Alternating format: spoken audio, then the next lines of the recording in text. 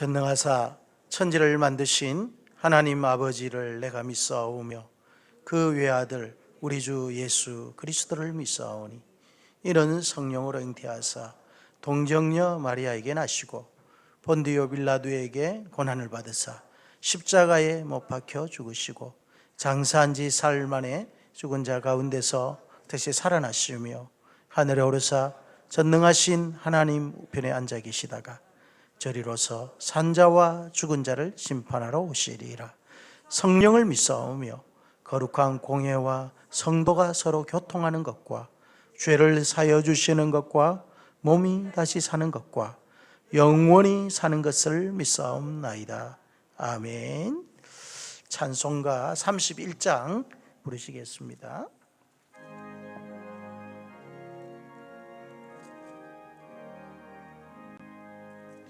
찬양하라 복되신 구세주 예수 백성들아 사랑을 전하세 경배하라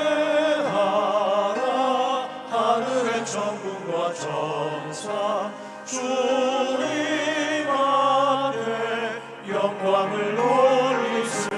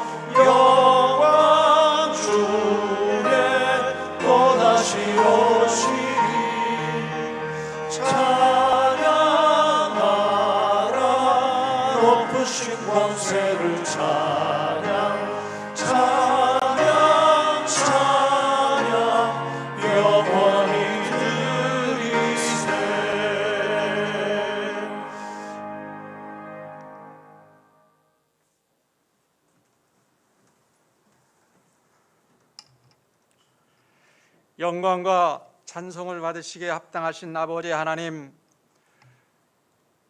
오랜만에 하나님 앞에 성전에 올라와서 모든 성도들이 예배와 찬양을 하나님께 드릴 수 있는 시간을 주심을 감사합니다. 아버지 하나님, 세상은 코로나19로 인하여 어려움에 있으면서 우리가 신앙생활을 하기에도 불편한 사항이 한두 가지가 아니지만 우리 하나님께서 우리들의 일상생활을 일일이 보살펴 주시고 우리를 인도하여 주시어서 하나님의 말씀과 하나님의 그 능력의 말씀을 따라 살 수 있는 저희들의 힘을 주심을 감사드립니다. 하나님, 우리의 형편과 처지를 주께서 아시옵고 우리의 연약함을 아시오니 우리의 직장과 사업장과 또한 우리의 삶의 터전에서 하나님을 아버지 하나님이여 저버리지 아니하는 생활할 수 있도록 도와주시고, 이번 아버지 하나님 코로나19로 말미암아 우리가 더욱더 주님을 의지하는 그런 깊은 심정을 아버지 하나님 갖게 하여 주시옵소서.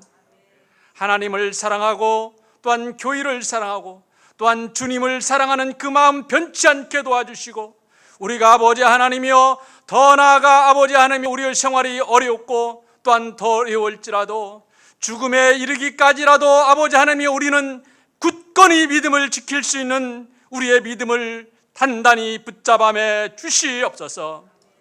성령의 아버지 두루마기로 저희들을 입혀주시고 우리를 아버지 하나님이여 세상에 놓아두지 마시고 하나님의 말씀 안에 우리를 붙들어 주시옵시기를 간절히 바라옵고 원하옵나이다.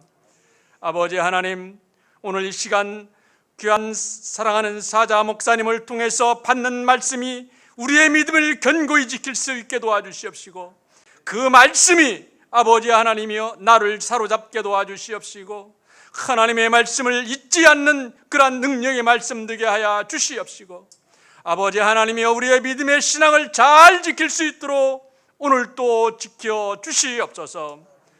아버지 하나님, 오늘 귀한 능력의 말씀 선포하실 때마다 그 말씀이 아버지 하나님이여 바위에 새기는 능력의 말씀, 내 가슴에 새겨지는 능력의 말씀, 아버지 그 말씀이 아버지 하나님이여 나와 또한 내 후세에 대대에 이르는 그러한 기둥이 있는 말씀 되게 하여 주시옵소서.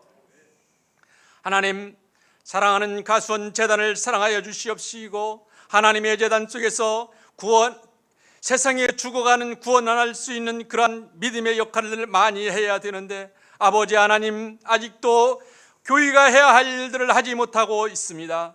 아버지 하나님이여 이 지역과 아버지 이 나라와 이 민족 또한 세계를 향해서 하나님의 말씀을 선포하는 일에 아버지 하나님이여 저희들을 열심히 낼 수 있는 그러한 일들을 행할 수 있도록 도와주시옵시기를 간절히 바라옵고, 오늘 또 아버지 하나님이여 우리의 사랑하는 모든 성도들이 하나님의 은혜의 장으로 저희들을 인도하여 주옵시기를 간절히 바라옵고 원하오며, 부족하고 연약한 것은 오로지 우리 주 예수 그리스도의 이름으로 간절히 기도드리옵나이다. 아멘.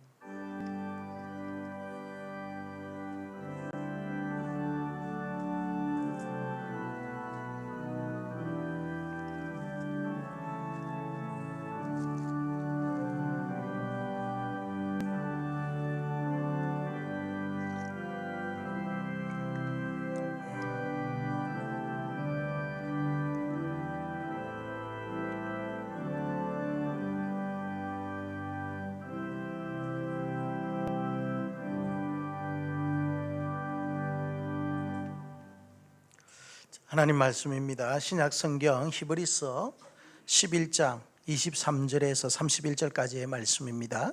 히브리서 11장은 제가 가지고 있는 성경 366페이지 되겠습니다.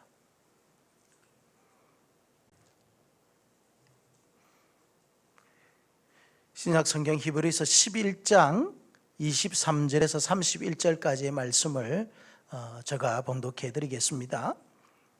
믿음으로 모세가 낳았을 때 그 부모가 아름다운 아이임을 보고 석 달 동안 숨겨 왕의 명령을 무서워하지 아니하였으며, 믿음으로 모세는 장성하여 바로의 공주의 아들이라 칭함받기를 거절하고 도리어 하나님의 백성과 함께 고난받기를 잠시 죄악의 낙을 누리는 것보다 더 좋아하고, 그리스도를 위하여 받는 수모를 애굽의 모든 보화보다 더 큰 재물로 여겼으니 이는 상 주심을 바라봄이라.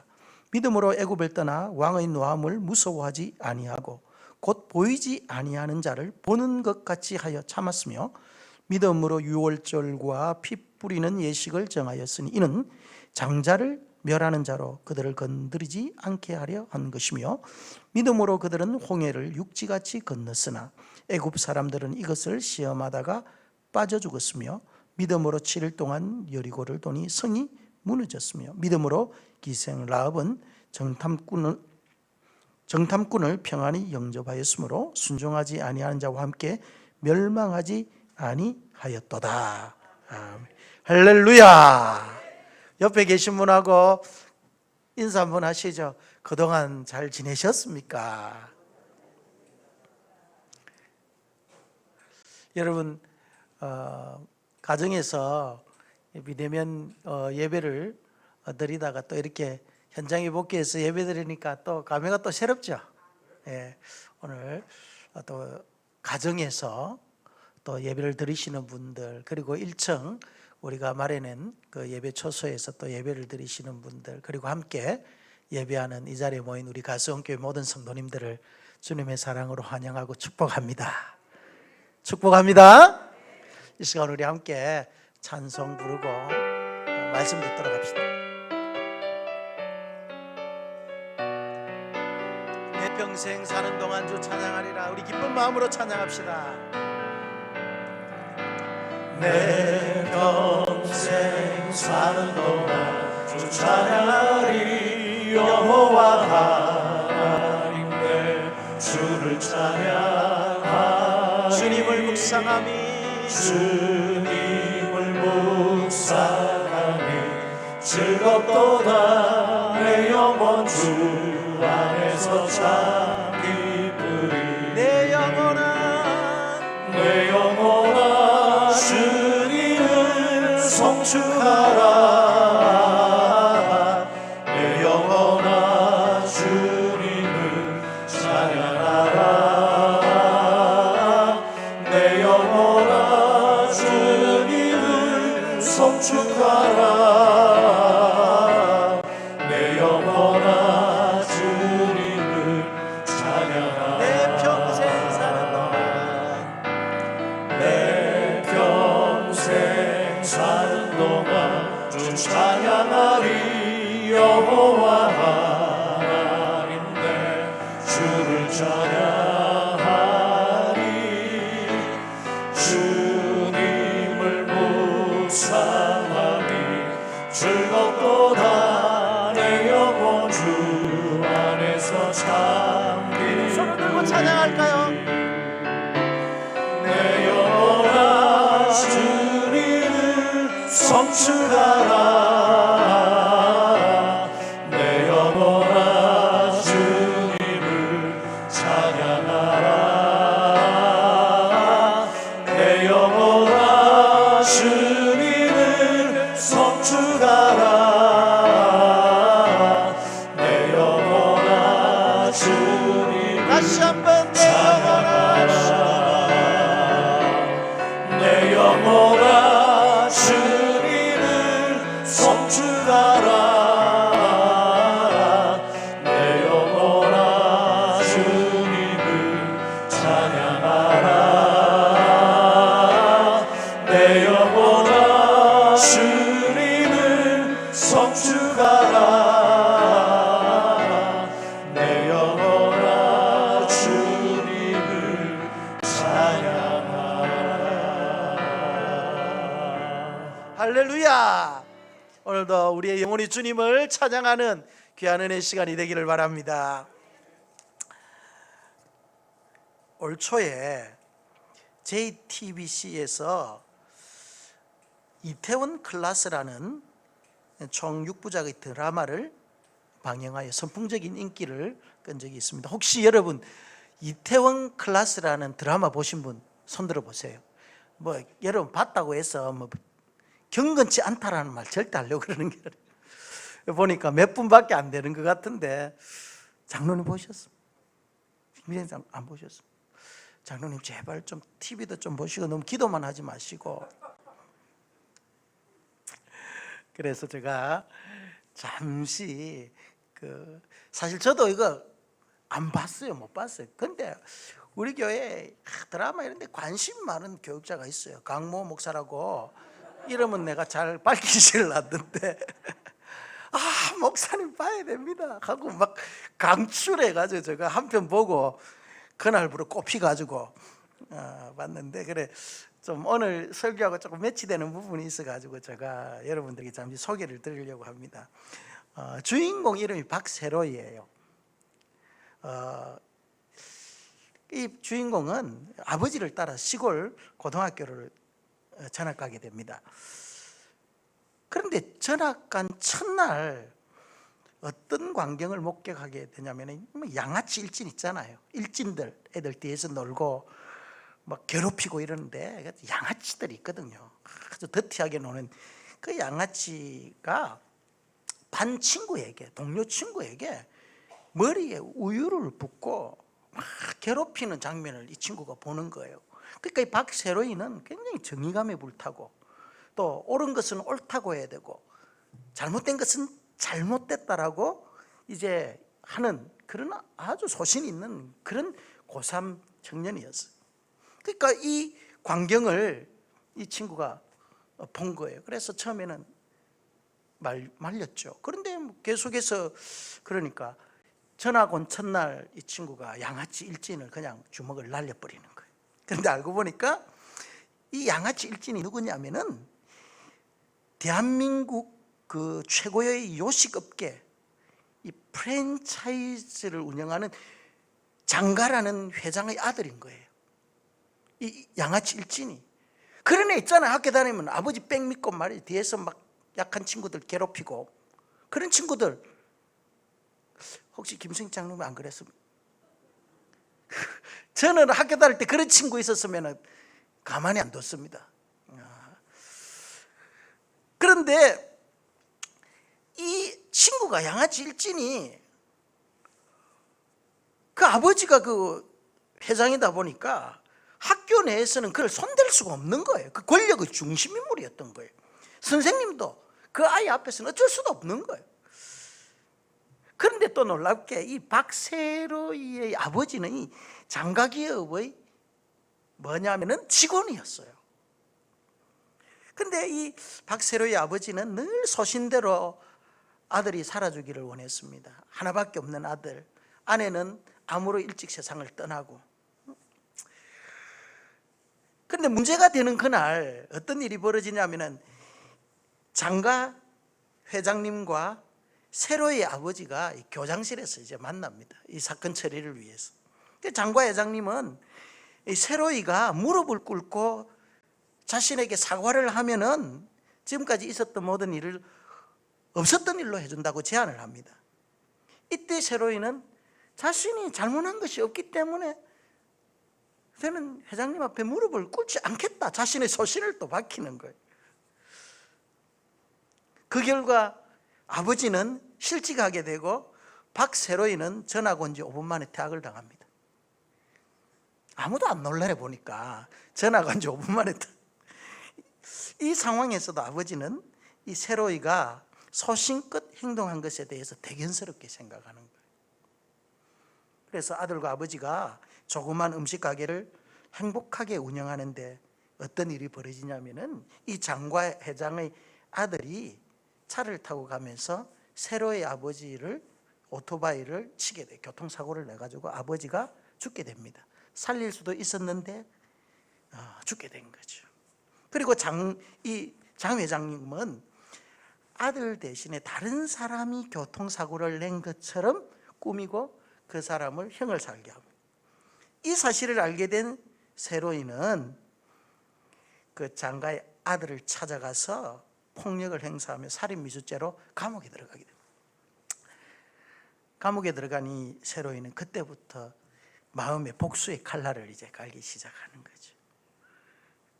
출소한 이후에 이 아이는 오만 막노동을 다 하는 거예요. 그래서 이태원에 단밤이라는 가게를 조그만 음식 가게를 오픈합니다. 여기에서 운명적인 만남을 가지는데 누구와 만남을 가지냐면은 조이스라는 이제 갓 20살 밖에 된 청년을 또 만나는 거예요. 그런데 이 조이스의 특징이 뭐냐면 IQ가 160이라 천재 소녀였어요. 그런데 이 조이스가 20살밖에 안 되는 이 아이가 세로이와의 만남 속에서 그녀의 마음이 요동치기 시작하는 거예요. 이 남자가 너무 멋있는 남자예요. 결국 조이스는 세로이가 운영하는 그 단밤에 매니저로 자청해가 들어가는 거예요. 내가 이 단밤이라는 조그만 음식점을 내가 크게 확장시켜 주겠다라는 그런 마음을 가지고 들어가는데, 조이스가 왜 이 단밤에 들어가냐면은 이 남자에 대한 끌리는 마음도 있지만 이 남자를 내가 성공하게 만들어 주겠다라는 그런 마음을 가지는 거예요.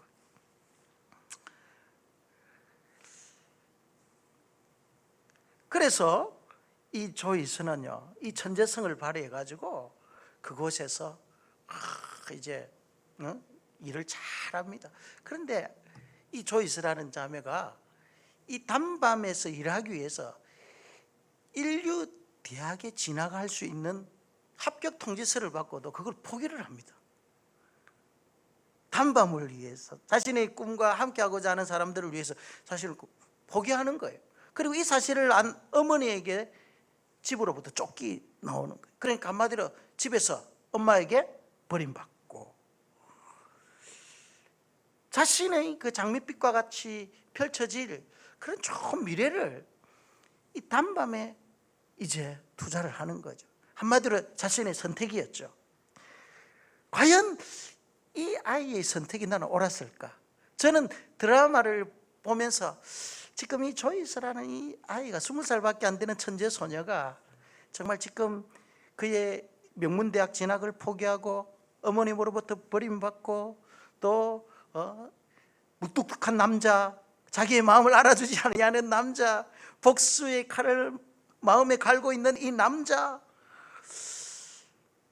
이 남자에게 자신의 인생을 걸 만큼 이 선택이 옳았느냐, 그것을 저는 그 관점에서 계속 한번 봤어요. 결국은 이 구성원들의 그 다름 속에서 조화와 균형으로 이 단밤이라는 음식점은 계속 성장해 나가요. 특히 이 매니저의 천재성으로 말미암아 이 단밤은 요식업계의 음식점 그에서 정상의 자리까지 점점 성장해 나가는 거예요. 한편 이 세로이는, 주인공 세로이는 이 적극적인 조이서의 사랑 공세에도 별 반응을 보이지 않는 거예요. 나이 차이도 너무 많이 나고. 그런데 결국은요, 이 세로이가 마음의 문을 엽니다. 그리고 그 조이서, 한 12살 차이 나는 이 젊은 친구를 자신의 마음의 빈 공간 안으로 맞아들입니다. 결국은 어떻게 되냐면 우여곡절 끝에 중간 과정을 생략하고 장과 회장이 승승장구하는 이 세로이 앞에 결국 무릎을 꿇게 됩니다. 그 장가는 아들로 인해서 완전히 이제 몰락하게 되어지고, 장가는 세로이 앞에 찾아와서 그 회사를 살리기 위해서 자신에게 이전에 무릎을 꿇으라고 했던 그 청년에게 자신이 무릎을 꿇습니다. 그러면서 이제 한 청년 안에 맺혀 있던 한이 이제 풀어지게 되어지고, 이 세로이가 장가의 경영권을 인수하면서 그와 함께 꿈꾸고 함께 꿈을 이루어 나갔던 사람들과 함께 웃으면서 이 드라마가 이제 끝이 나는데, 제가 여러분 16편의 드라마를 여러분에게 이 짧은 시간에 다 소개해드린, 궁금하신 분은 이 이텐클라스 한번 이렇게 보시고 하루에 한 편씩만 보시기를 바랍니다. 저처럼은 내리 한 4-5편 이렇게 보고 그러지 마시고 이렇게 저는 여기에서 금방 말했듯이 이 선택, 정말 우리의 인생을 살아갈 때 선택의 순간들이 너무 많다는 거예요. 사실 우리가 태어나는 것, 이것은 내가 선택해서 태어나는 건 아니에요. 그리고 여러분들이 그리스도 안에서 구원을 받는 것, 이게 내가 선택하는 거 아닙니다. 이것은 불가항력적인 거죠. 그죠? 내가 이 땅에 태어나고 싶어서 태어난 사람이 있습니까? 내가 구원받고 싶다고 생각해서 내가 구원을 선택했나요? 아니죠. 그러나 이 땅에 우리가 태어나서 구원받은 하나님의 자녀로서 살아갈 때 순간순간 결정하고 선택해야 될 일들은 너무 많은 거죠. 불가항력적으로 선택할 수 없는 것들은 우리의 몫이 아니죠. 그러나 여러분, 우리가 신앙생활할 때 하나님의 자녀로서 선택하고 판단해야 할 때가 너무 많습니다. 특히 우리의 인생이 큰 전환점이 찾아왔을 때 어떤 선택을 하느냐에 따라서 인생이 달라질 수가 있습니다.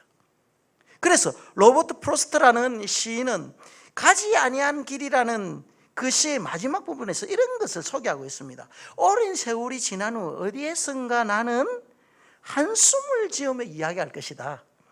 숲속에 두 갈래 길이 있었다. 나는 사람들이 적게 간 길을 택했고, 그리고 그것이 내 모든 것을 바꾸어 놓았다는. 그러니까 산속에 두 갈래 길이 있었는데 그 끝의 길은 어떤 길인지 모르는데 자신의 선택의 길은 어떤 것다는, 사람들이 밟지 아니하는 그 길을 갔었다는 거죠. 그리고 그 길이 인생의 나의 모든 운명을 바꾸어 놨다는 것이죠. 옳은 길로 갈 수도 있었고 왼길로 갈 수도 있었을 것입니다. 그만큼 우리가 인생의 중요한 터닝 포인트에서, 전환점에서 어떤 것을 선택하고 무엇을 선택하느냐에 따라서 우리의 인생이 완전히 달라질 수도 있다는 것을 말하는 거죠. 그래서 우리 그리스도인들은요, 정말 우리가 이 땅에서 살아갈 때에 선택의 순간마다 어떻게 선택을 하야만이 옳은 선택, 바른 선택, 하나님 기뻐하시는 선택이요, 하나님께서 우리를 불러주신 그 부르심에 합당한 선택을 할 수 있느냐는 거죠. 오늘 우리가 읽었던 이 본문은 세 사람을 소개하면서 그들의 선택이 어떠한 선택이었는지 우리에게 모델을 제시하죠. 그러니까 선택의 원리를 우리에게 가르쳐 주는 거죠.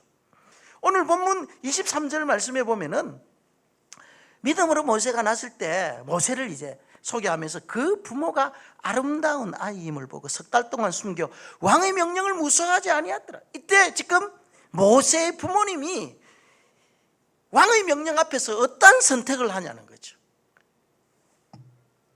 모세가 태어날 때 당시 애굽의 정세는요, 히브리 민족의 강성함을 두려워한 애굽의 바로가 남아살상 정책을 씁니다. 산의 아이가 태어나면 모두 나일강에 빠져 다 죽여야 되는 거예요. 모세의 부모에게도 예외가 아니었습니다. 그런데 모세의 부모는 왕의 명령을 오늘 무서워하지 아니하였다, 이렇게 말하는 거예요. 왕의 명령을 무서워하지 않는, 만약에 왕의 명령을 어기면 어떻게 되는 거죠? 죽음이죠. 그러니까 한마디로 모세의 부모는 죽음을 무서워하지 않은 거예요. 왕의 명령을 어기는 걸 두려워하지 않았다는 것입니다. 왜 그랬을까요? 왜 왕의 명령을 두려워하지 않으면서 목숨을 건 선택을 했을까요? 아이를 살리기 위해서. 오늘 본문에 보니까 그 부모가 아름다운 아이였다는 것을 본 거죠. 모세가 태어났는데 이 아이는 아름다운 거예요. 여기서 아름다움이라는 것은 외형적인 아름다움뿐만 아니라 내적인 매력이 있는 거예요. 한마디로 우리가 보면 영적인 매력이랄까요? 평범한 아이에게는 볼 수 없는 그 매력이 이 모세에게 있는 거예요. 그것이 보였던 거죠. 여러분, 우리에게도요, 그리스도인들에게는요, 이 영적 매력이 있어야 돼요. 영적 매력이 있어요. 모세처럼. 저 사람 딱 보니까 매력이 있는, 뭐 끄는 게 있는, 영적으로 끄는 힘이 있는 거예요. 이걸 영적 매력이라고 하죠. 이 영적 매력이 누구에게는 다윗에게도 있었어요. 성경에 보면은 사무엘상 17장 42절에 보면은 그가 젊고 붉고 용모가 아름다움이라 이래.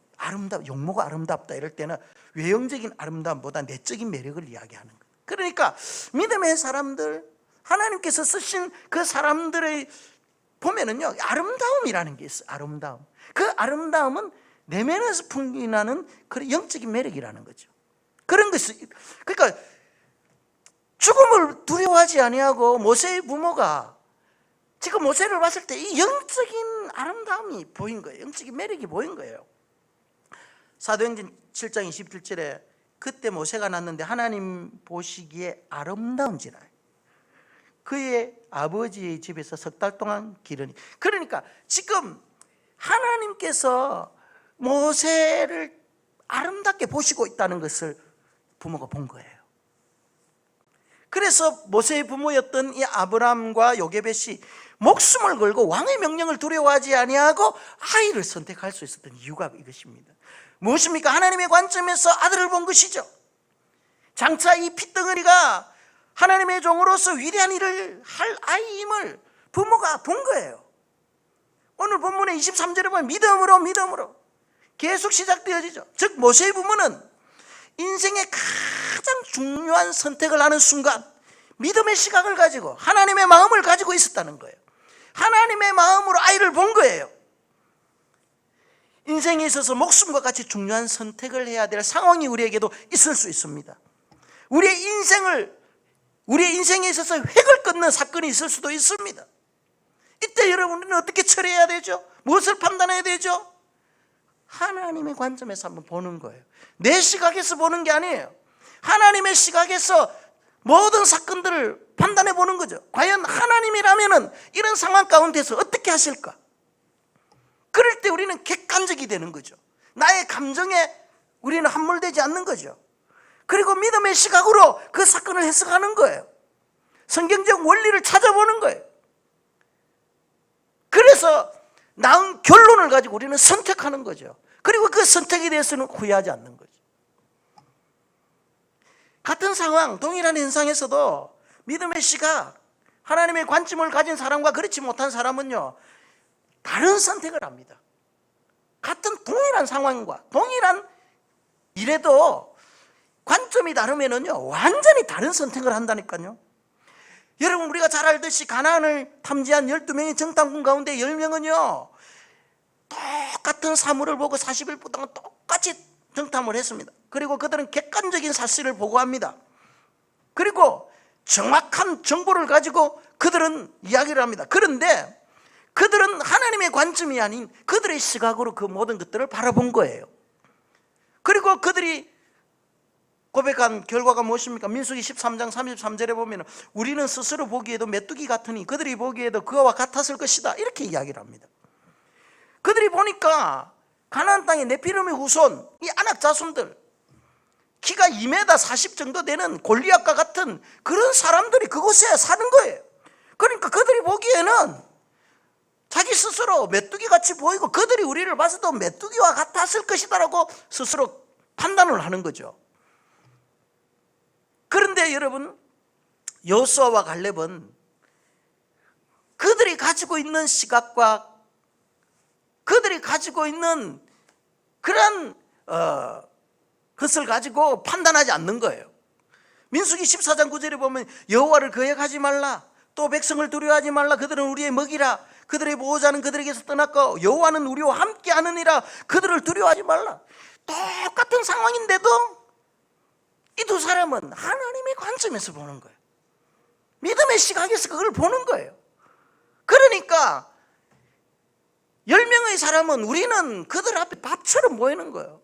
그들 앞에 우리는 메뚜기처럼 보이지만은 하나님의 관점에서 보니까 그들이 오히려 우리의 밥이더라는 거죠. 이런 믿음의 시각을 가지고 나아가니까 하나님께서 그 사람을 통해서, 그들을 통해서 가나안을 정복하는 하나님의 일꾼으로 쓰는 거예요. 여러분 12명 중에 10명은요 객관적인 생각을 하고 객관적인 판단을 하는 거예요. 그게 틀렸다는 말이 아니죠. 그것은 이 땅을 살아가는 사람들이 지극히 정상적으로 선택하는 방법이에요. 그런데 우리 그리스도인들은 그 한 단계를 뛰어넘어서 하나님의 눈으로 볼 줄 아는 그런 시각이 있어야 된다는 거예요. 그 하나님의 시각은 어디에서 나오나요? 말씀에서 나오는 거잖아요. 말씀의 원리에서 하나님의 시각이 나오는 거잖아요. 그래서 하나님의 말씀을 읽고 묵상하고 암송하고 연구하고 공부하여서 어떤 현상들을 하나님의 시각에서 볼 수 있는 훈련을 계속해야 되는, 그럴 때 우리의 믿음은 계속 성숙해 나가는 거죠. 그렇게 하면서 결단하면서 하나님을 경험하게 되는 거죠. 목숨 걸고 믿음으로 아이를 선택한 이유, 그 결과가 어떻게 됐습니까? 모세의 부모가 왕의 명령을 거역했다고 능지처참됐나요? 아닙니다. 갈대 상자에 모세를 넣고 나일강에 흘러보냈어요. 아이가 더 이상 커가지고 키울 수 없으니까 부모가 마지막으로 한 것은 하나님 맡깁니다 하고 이제 갈대 상자에 내가 보낸 거예요. 이때 누가 만납니까? 누가 그걸 봅니까? 바로 공주잖아요. 당시 바로의 공주는요 매우 아름답고 탁월한 리더십을 가진 그런 여인이었어요. 그런데 불행히도 이 여인이 불임 여성이라. 이 불임 여성이 모욕을 하고 있는데 어떤 갈대 상자가 떠내려오는 거예요. 뚜껑을 열어보니까 너무나 예쁜 애가 울고 있는 거예요. 어떻게 했겠어요? 남자아이라고 버렸겠어요? 아니죠. 그 아이를 양자를 삼는 거예요. 그러니까 이 광경을 누가 목격하냐면은 모세 누이가 목격을 하죠. 그래서 다가가서 친모를 소개해 줍니다. 젖을 먹일 사람을 소개해 주는 거예요. 그래서 친모를 소개시키. 여러분, 이 우연의 일치예요? 이 우연의 일치입니까? 아니잖아요. 저는 이것은 절대 우연의 일치라고 볼 수 없다고 봐요. 이 모세의 바구니는요, 노아의 방주처럼 운전대나 방향키가 없는 거예요. 운전대가 있어가지고 내가 원하는 대로 가는 게 아니에요. 노아, 이것을 테바라고 그래요. 테바. 이것은 무엇을 말합니까? 이제 모든 것을 하나님 앞에 맡긴다는 거예요. 이 아이의 생명 하나님 앞에 맡긴다는 거예요.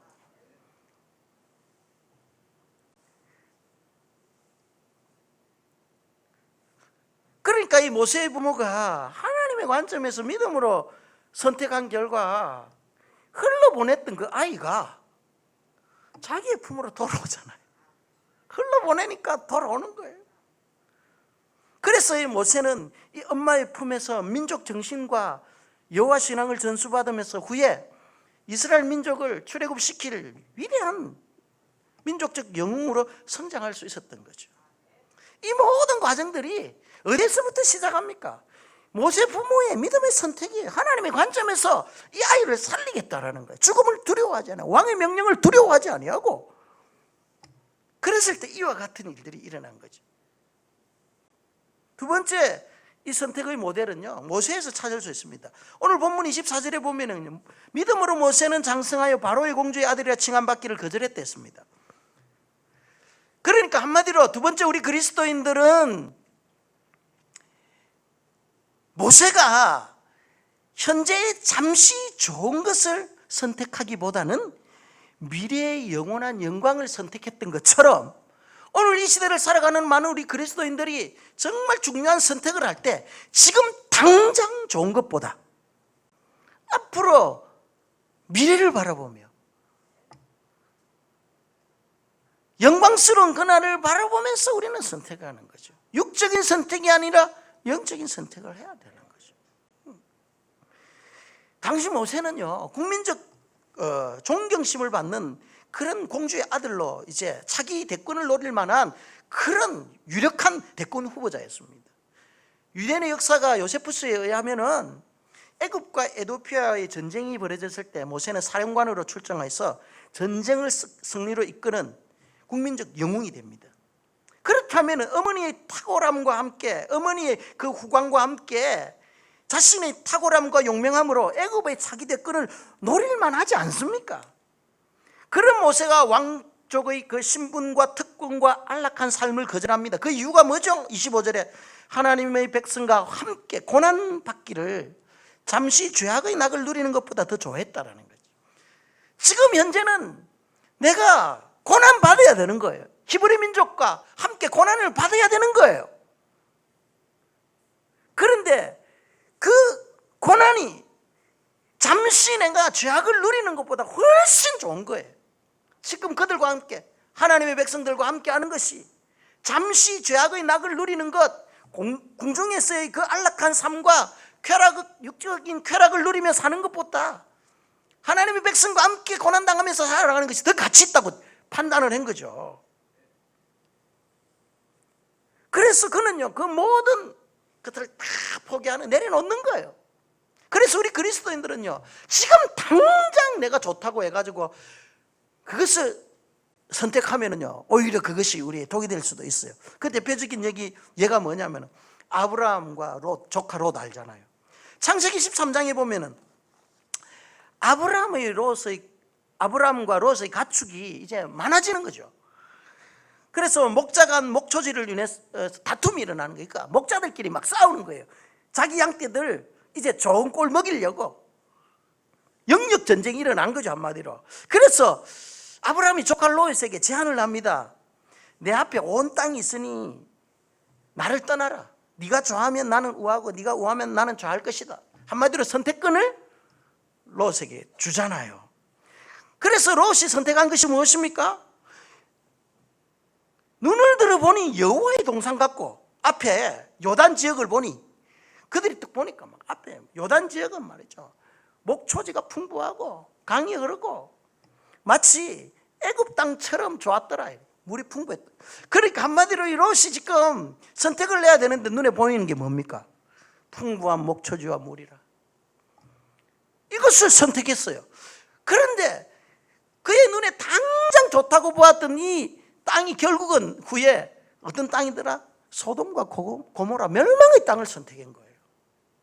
눈에 당장 보기에 좋은 것을 선택했는데 알고 보니까 멸망의 땅이라. 또 이와 또 정반대적인 예가 있습니다. 여러분 룻 알죠? 룻. 좀 전에는 아브라함의 조카 롯이었고 룻은 이방 여인 나오미의 며느리죠. 룻기서.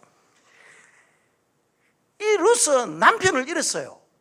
그리고 집안의 남자들이 다 죽는 그런 가세가 기운 그런 집안에 있는 거예요. 비전이라는 건 없죠.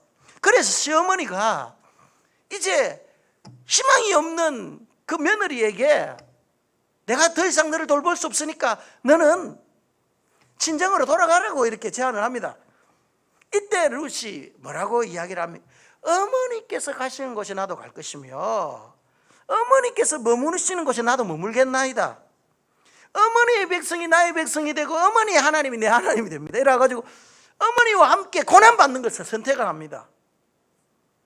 그런데 놀라운 것은 그녀의 선택이 하나님의 이 카이로스 시간 안으로 들어가게 한 거예요. 그가 시어머니와 함께 고난당하는 그것을 선택하는 그 순간이 하나님이 계획해 놓은 이 카이로스 시간 안으로 들어가는 시간이었어요. 후에 보아스와 결혼하죠. 결국은 다윗의 정조모가 됩니다. 정조 할머니가 된다니까요. 그녀의 그 순간 그의 인생의 친정집으로 갈 수도 있었고 또 어머니를 따라갈 수 있는 이 갈림길에서 그는 이 선택을 한 거죠. 그 결국은 어떻게 됐습니까? 다윗 왕의 정조모가 된다니까. 죄악의 낙을 거절하고 하늘 상급을 선택한 모세에게는 하나님께서 어떻게 역사합니까? 이제 하나님의 역사를 보는 거죠. 본문 28절에서 30절에 보면은 6월절에 죽음의 사자가 애굽의 모든 장자를 죽이는 그 죽음의 현장에서 하나님의 백성 집에 있는 자녀들을 죽이지 않고 죽음의 사자가 건너뛰어가는 것을 보는 거예요. 여러분 이것을 목격하는 거예요. 모세가.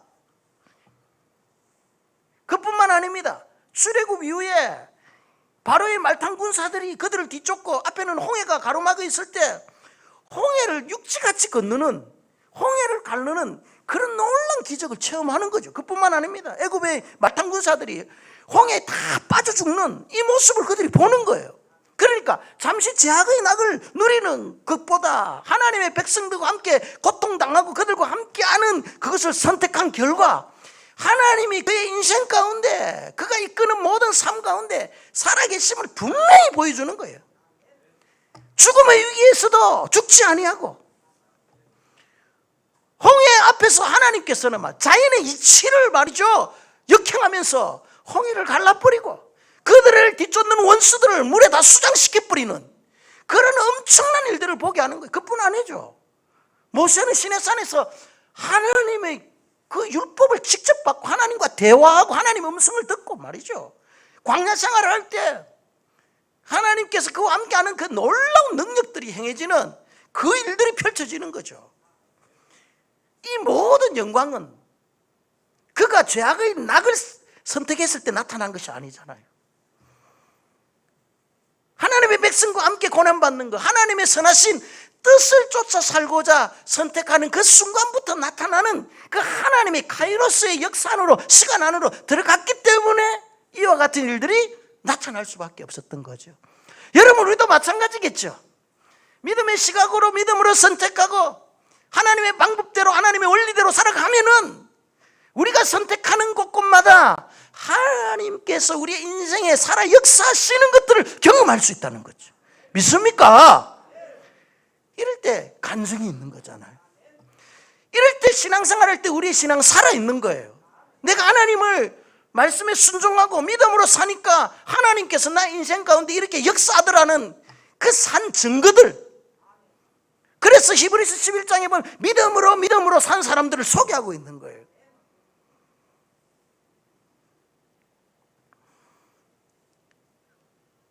오늘 본문의 세 번째 라합을 소개하고 있습니다.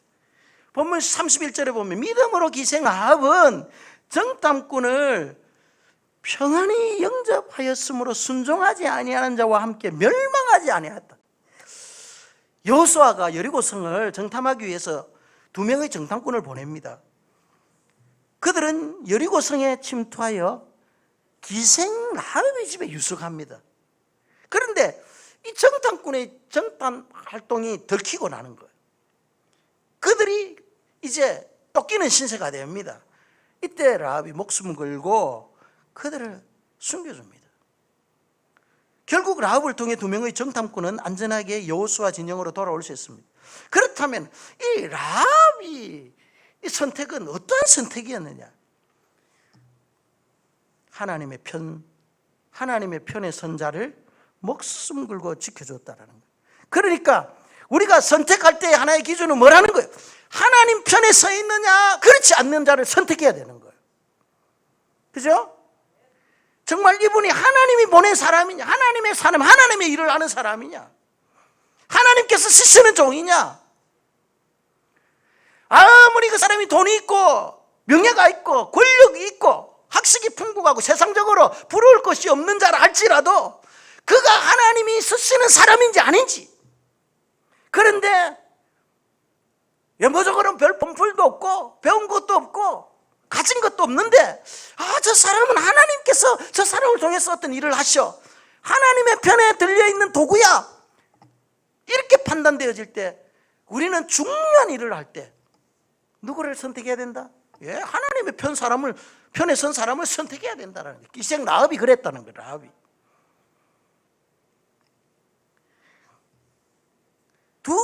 두 명의 정탐꾼은 여리고성을 점령하기 위해서 파송받은 하나님의 사람이었습니다. 그는 하나님의 일을 위해서 파송된 자였습니다. 하나님의 편에 선 사람들이 지금 쫓기고 지금 그들이 목숨이 지금 위태로울 때 그들을 숨겨주는 거, 이거는 목숨을 건 도박과 같은 거예요. 그죠? 그런데 라합은 하나님의 사람을 돕는 것을 선택합니다. 그분의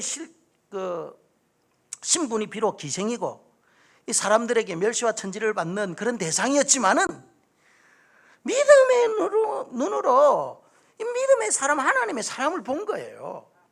그 결과 어떻게 됩니까? 여리고성이 멸망할 때 성 안의 모든 사람은 다 죽지만은 기생 라합과 그의 가족은 안전한 거예요. 하나님이 파송한 사람에게 피할 곳을 마련해주고 하나님의 사람 편을 선택한 사람은 이와 같은 하나님의 은혜가 임하는 거죠. 하나님의 은혜가. 그런데 여러분, 라합의 은혜가 자신의 가족과 자신이 생명을 구한 것으로 끝이 나면 그거는 은혜가 아니에요. 진짜 복이 아니에요. 정말 하나님의 큰 복이 라합에게 임합니다.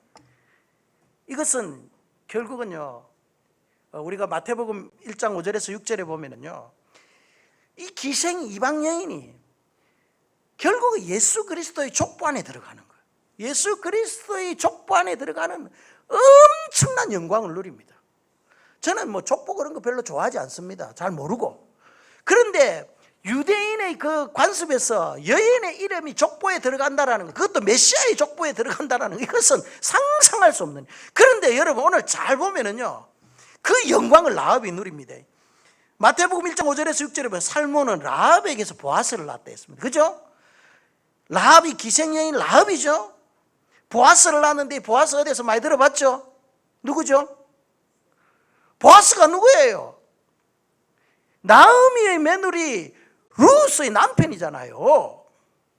그러니까 기생 라합은요, 이 룻을 며느리로 맞이한 거예요. 보아스의 아내 며느리를 맞이한 거예요. 그러니까 지금 이방 여인 두 사람이 바로 시어머니와 며느리의 관계가 돼버린 거예요. 맞죠? 그래서 이 보아스는 룻에게서 그랬죠. 맞죠? 보아스는 룻에게서 누구를 낳고? 오벳을 낳았다 했죠. 오벳은 누구죠? 이새를 낳았다 했잖아요. 이새는 누구죠? 다윗의 아버지잖아요. 그죠? 맞죠? 그러니까 이새는 다윗을 낳고, 그러니까 한마디로 다윗 왕의 아버지는 이새요, 이새의 할아버지는 오벳이요, 다윗의 증조 할아버지는 보아스요, 고조 할아버지는 살몬이라는 거예요. 그 살몬의 부인이 누구다? 오늘 라합이라 했잖아요. 그러니까 다윗의 고조 할머니가 기생 라합이라는 거예요. 기생 라합이라는 거예요.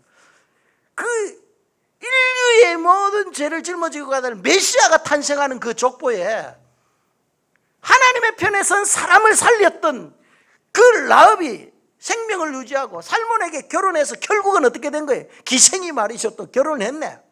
예? 그리고 그것도 유대 사람과 결혼한 거예요. 놀라운 은혜죠. 거기서 예수 그리스도가 태어나는 거예요. 이런 엄청난 은혜. 여러분, 말씀의 결론을 내리겠습니다. 오늘 제가 3명의 그 탁월한 선택을 한 사람들을 제가 소개를 했습니다. 믿음으로 사는 사람들은요, 탁월한 선택을 하는 자들이에요.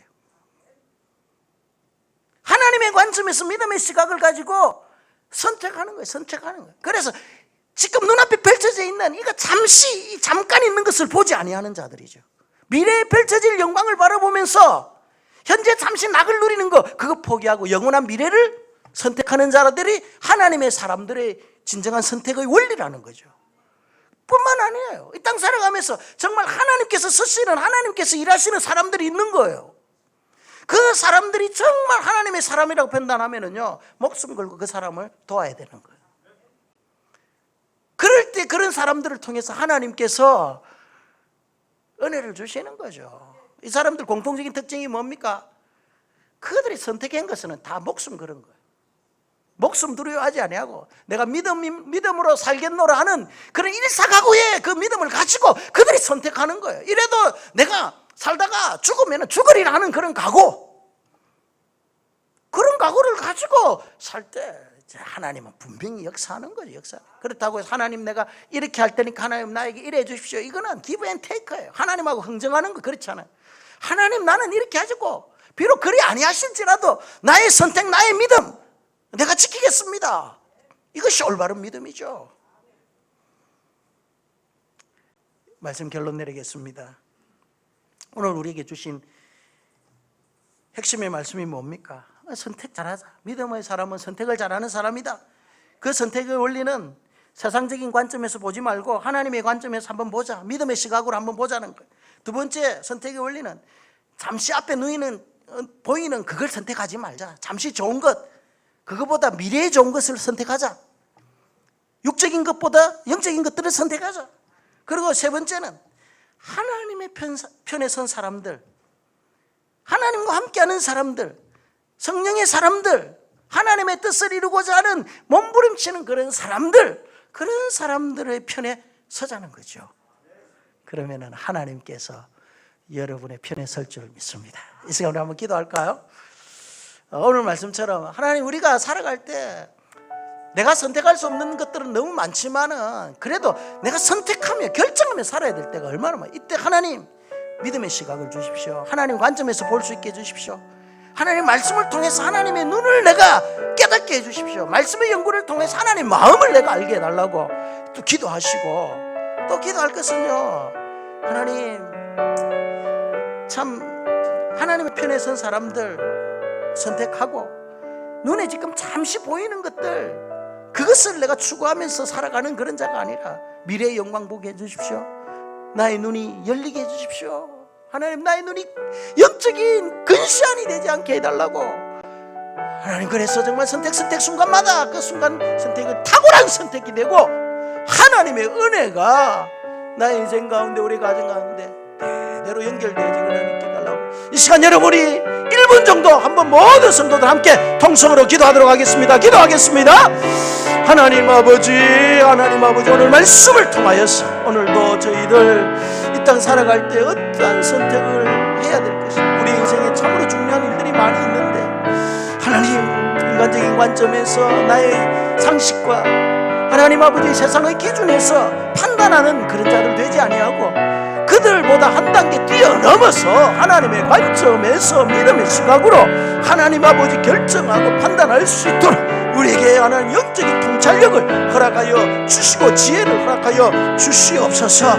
특별히 하나님 아버지 기도합니다. 우리 눈앞에 보이는 썩어 없어질 것들 하나님 그것을 위하여서 하나님 살지 아니하고 앞으로 미래에 펼쳐질 영광을 바라보면서 그 길을 선택할 수 있는 믿음의 사람들 되게 하여 주시옵소서.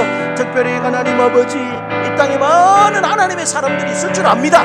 주여 하나님께서 서신 그 사람들을 볼 수 있는 눈을 허락하여 주시고 하나님 아버지 그들을 도우며 그들의 편에 서는 자 되게 하여 주옵소서. 그럴 때 하나님께서 우리의 편이 되어 주실 줄 믿습니다.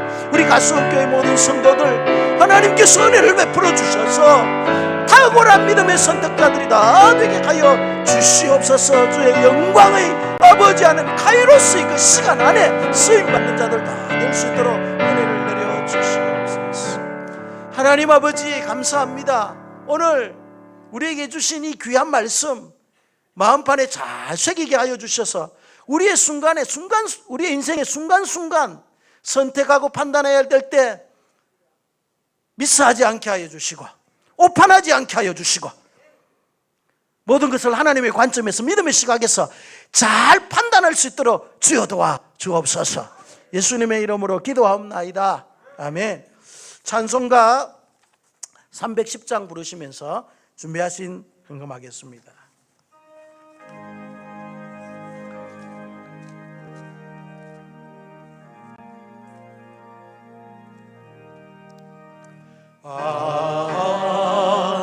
하나님의 은혜로 있을 때 어느 자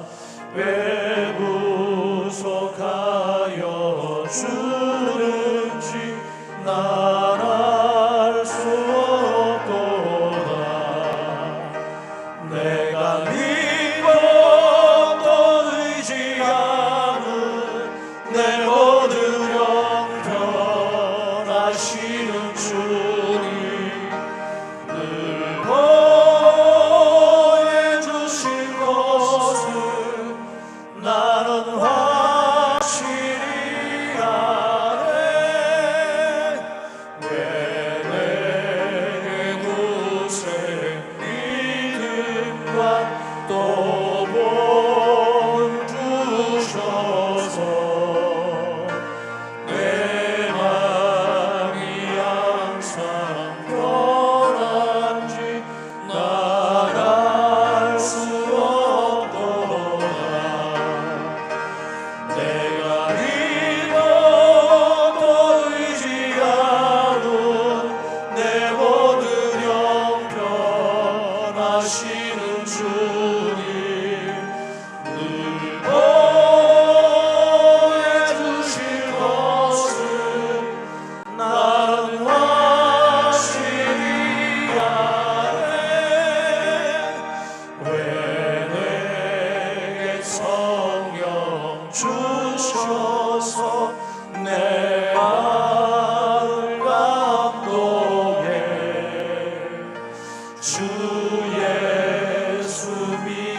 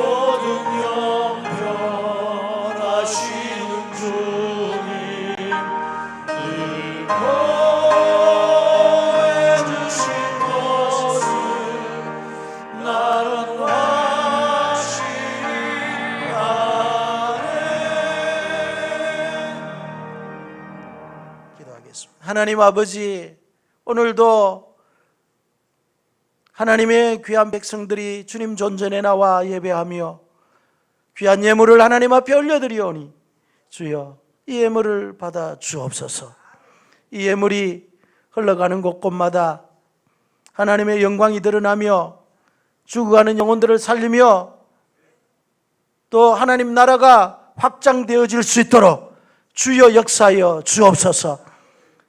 물질 아까워하지 아니하고 하나님 앞에 드리는 사랑하는 성도의 손길들 기억하여 주셔서 힘들고 어려운 시대 우리 하나님께서 부어주시며 하나님께서 함께 하시며 하나님께서 돌봐주시는 그 은혜를 경험하게 하여 주시옵소서. 우리 가수원교회가 이 물질을 하나님 나라를 위하여서 이웃을 위하여서 선교를 위하여서 정말 잘 사용하여져 정말 우리 가수원교회가 주님 앞에 인정받는 교회 되게 하여 주옵소서. 연약한 성도들 많이 있습니다. 몹쓸 암과 투병하며 항암 치료 중에 있는 성도들도 있습니다. 주여 저들에게 기운을 내게 하여 주시옵소서. 면역 기능이 강화되어지고 암과 싸워 승리할 수 있도록 주여 역사하여 주시옵소서.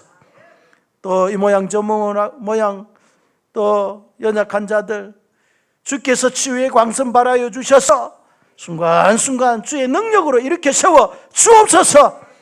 또 여러 가지 보이지 않는 흑암의 권세 아래 공덕당하는 자들이 있다면 우리 주님께서 우리 주 예수 그리스도의 보혈의 피로서 정결케 하여 주시고 주님의 이름으로 깨끗게 하여 주시옵소서. 주님, 또 우리가 한 주간 살아갑니다. 아직까지 코로나가 기승을 부리고 있는데 주님, 저희들이 할 수 있는 최선을 다하게 하시고 또 하나님께서 우리를 지켜주셔서 우리 가수원교회 성도들 복중의 태아에서부터 백발노응에 이르기까지 한 사람도 감염되는 일 없게 하여 주옵소서. 예수님의 이름으로 기도하옵나이다. 아멘. 교회 소식 알려드리겠습니다. 이제 코로나가 진정 국면에 좀 드는 것 같아요. 방심해서는 안 되겠지만은. 그래서 우리가 다음 주까지는 이제 비대면 예배 있잖아요. 온라인 지금처럼 실시간 가정에서 드릴 분들과 현장에서 나올 분들을 구분해서 교회에서 드리겠습니다. 그래서 여러분 오늘 이 자리에 다 올 수 못해서 지금 1층 초등부실에서 들으시는 분도 계시고 각 처소에서 들으시는 분들이 있습니다. 그래서 여러분들 27일 다음 주까지는 이렇게 현장 예배와 그리고 온라인 예배를 드리겠습니다. 그리고 또 하니까 그 다음 주간은 또 뭐예요? 추석 연휴예요. 그래 추석 연휴 때 또 사람들이 많이 또 왕래하잖아요. 그죠? 위험한 거예요. 그래서 고민 중에 추석에도 그러면 우리가 이렇게 지금처럼 현장 예배와 그 다음에 집에서 가정에서 실황 예배를 드리도록 하는데 혹시 그 예부 사람들과 많이 접촉하고 또 뭐 그런 사람들이 있다면 알아서 현장에서 가족과 함께 추석날 실황으로 예배를 드리도 좋고 전혀 뭐 접촉이 없고 그런 분들은 또 교회에 나오셔서 우리가 함께 현장 예배를 드리도 좋으니까 그것은 여러분들께서 잘 선택하시고 지혜롭게 행동하시기를 바랍니다. 그리고 한 주간 동안 저희들이 이제 상황을 지켜볼 거예요. 왜냐하면 또 전국적으로 이동이 있었으니까 갑자기 또 확진자들이 확 늘고 이러면은 또 힘들어질 수 있으니까 일주일 동안 주의를 보고 그 다음 주간에 특별하게 만약에 문제가 없다면은 교회 예배를 정상으로 이렇게 돌리겠습니다. 주일 1부, 2부 그리고 3부 예배, 1부, 2부, 3부 예배 드리나? 그렇게 결정했나 뭐. 장로님 3부 예배 안 한다 했습니다. 3부 예배는 안 하고 1, 2부만 하고 주일학교 예배 다 하고 그리고 그 식사 문제 때문에 그런 거죠. 그죠? 그리고 이때부터 새벽 예배, 수요 예배, 금요 다락방 다 하게 됩니다. 그 주간부터. 그러니까 만약에 그 주간에 확진자들이 또 늘어나고 또 사태가 조금 심각하다 싶으면은 또 그때 가서 우리가 결정을 하도록 하겠습니다. 그래서 우리 가수원교회에서는 우리 성도들의 안전을 최우선적으로 생각하고 또 그리고 교회의 본질인 예배를 또 잘 하기 위해서 우리가 정말 최선의 노력을 다하고 있습니다. 그래서 여러분들께서는 지금까지 우리 가수교회 성도님들 잘 따라주셔가지고 정말 우리 교회는 지금까지 전혀 문제 없이 지금 잘 왔습니다. 이제 마지막 이제 끝에 우리가 더 이제 신경 써서 잘하면은 이 코로나의 시기를 우리가 잘 극복할 수 있으리라 저는 생각합니다. 그렇게 하시고 여러분 많이 따라주시고 지금 이제 엘리베이터 공사가 이제 시작할 거예요. 10월 5일부터 이제 공사가 시작되어집니다. 그래서 한 2주간, 한 3주 걸린다는데 무조건 2주간 단축시키라. 그래서 여러분들께서 조금 불편하시지만은 이제 계단을 이용해 주시고 다리가 불편해서 도저히 올라오지 못하시는 분들은 1층 우리 초등부실에 우리 예배실을 이렇게 만들어 놨습니다. 그러니까 여러분들 그곳을 이용하셔서 많이 이렇게 예배를 드리시면 감사하겠습니다. 다른 광고는요, 결혼식이 있습니다. 이 결혼식 우리 전영식 안수집사님 그리고 오명숙 권사님의 장남 전진군과 우리 정기훈 안수집사님 그리고 김영재 전도사님의 장녀 한나 양의 결혼식이 오는 9월 26일 토요일입니다. 9월 26일 토요일 오후 5시에 라도무스 아트센터 1층 아시사홀에서 있습니다. 아시사홀 맞습니까? 아시시홀입니까? 예? 아시시홀에서 있습니다. 그래서 교회에서 4시 20분에 출발하도록 하겠습니다. 4시 20분 여러분 시간 잘 기억하시고 개인으로 오실 분들은 오셔도 좋은데 교회 차를 이용하실 분은 반드시 4시 20분에 오셔야 됩니다. 그래서 교회에서 출발합니다. 그렇게 아시고 여러분들께서 결혼식 하는 가정에 많이 축복해 주시면 감사하겠습니다. 다른 건 없습니다. 자, 자리에서 일어나시기를 바랍니다. 예. 옆에 계신 분하고 한 주간 잘 지내십시오. 다음 주에 뵙겠습니다. 예. 건강하시기를 바랍니다. 예. 축도로서 예배를 마치도록 하겠습니다. 지금은 우리 주 예수 그리스도의 은혜와 아버지 하나님의 크신 사랑과 성령님의 감화 감동하심과 위로하심과 교통하심과 충만하신 은사가 우리의 삶의 순간순간 무엇을 선택하고 어떻게 선택해야 될 상황 속에서 믿음의 시각을 가지고 하나님의 관점으로 먼 영광스러운 미래를 바라보면서 하나님의 편에 선 자들을 마음으로 선택하는 그러하기로 다짐하는 이 자리에 모인 우리 사랑하는 가수원교회 모든 성도들 머리 위에와 저들의 가정 자녀와 저들의 삶의 영역 위에 이제로부터 영원까지 항상 함께 있을지어다. 아멘.